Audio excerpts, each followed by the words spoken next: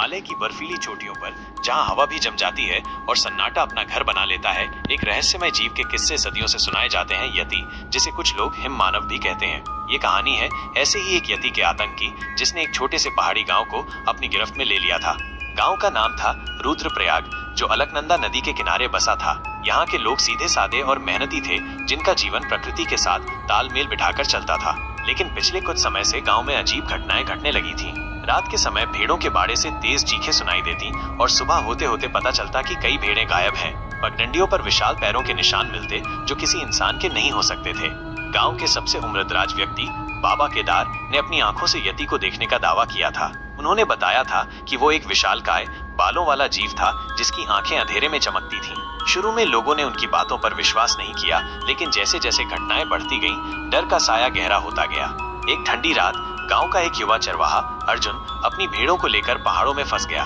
बर्फबारी तेज थी और रास्ता दिखना मुश्किल हो रहा था। तभी उसे झाड़ियों में कुछ हलचल महसूस हुई।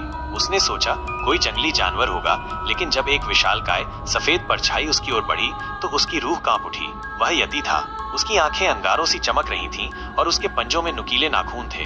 अर्जुन ने अपनी पूरी जान लगाकर दौड़ना शुरू किया, लेकिन यति उसकी ओर तेजी से बढ़ रहा था। अर्जुन की किस्मत अच्छी थी कि गांव के कुछ शिकारी उस दिशा में आ रहे थे।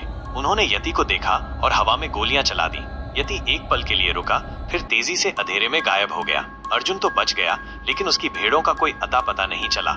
इस घटना के बाद गांव वालों ने फैसला किया कि उन्हें यति का सामना करना होगा। उन्होंने गांव की रक्षा के लिए एक दल बनाया और रात में पहरा देना शुरू किया। एक रात जब पूरा गांव गहरी नींद में था, फिर से भेड़ों के बाड़े से भयानक चीखें सुनाई दी। इस बार गांव वाले तैयार थे। उन्होंने टॉर्च की रोशनी में देखा कि एक विशालकाय आकृति भेड़ों को घसीट रही थी। शिकारी दल ने उस पर हमला कर दिया।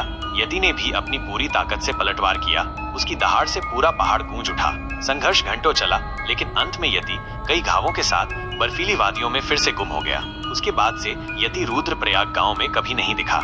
आज भी हिमालय में जब तेज हवाएं चलती हैं और बर्फ गिरती है, तो रुद्रप्रयाग के लोग यति की कहानी सुनाते हैं। ये कहानी सिर्फ एक डरावनी कथा नहीं है, बल्कि प्रकृति के अज्ञात और शक्तिशाली रूप का एक प्रतीक भी है, जो हमें याद दिलाता है कि इंसान कितना भी विकास कर ले, प्रकृति के रहस्य हमेशा बने रहेंगे। क्या आपको भी लगता है कि यति वाकई में मौजूद है?